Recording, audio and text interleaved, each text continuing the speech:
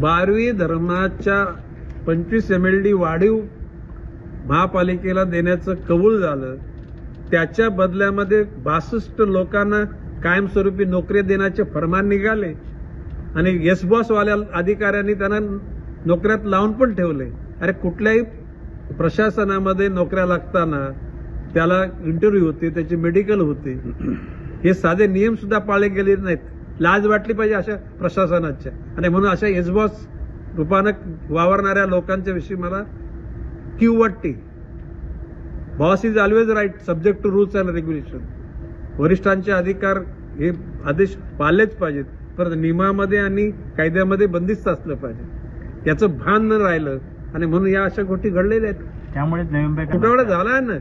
किंबहुना मोरबे धरणापासून इथे आलेल्या पाईपलाईनवर मधोमध्ये काही लोकांनी चोरून पाणी घेतलेलं. काही आयुक्तांनी स्वतःच्या आपण मालक आहोत या महापालिकेचे म्हणून काही वरिष्ठांचे आदेश आल्यानंतर कनेक्शन दिलेले आहेत. कारण या सगळ्या गोष्टीचा लेखाजोखा घेण्याची वेळ आहे. माझं म्हणणं आहे की रक्षालगच जरा सरासर विचार करा.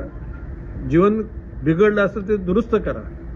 अदरवाईज तुम्हाला नो एक्सक्यूज. माफ नाही म्हणजे माणसं माफ करतील, पण नियतीचा जो खेळ आहे तो तुम्हाला माफ नाही करणार. तुम्हाला ते भोगायला लागतील. आता अध्यात्म कीर्तन करू का आता?